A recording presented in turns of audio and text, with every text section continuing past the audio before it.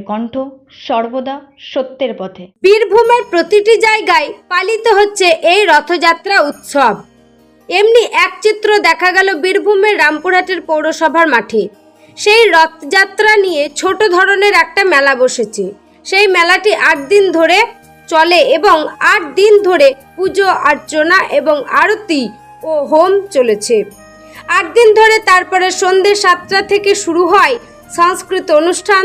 তারপরে আজ বিকালে রথে করে জগন্নাথ, বলরাম এবং সুভদ্রাকে চাপিয়ে রামপুরহাট শহর পরিক্রমা করা হবে।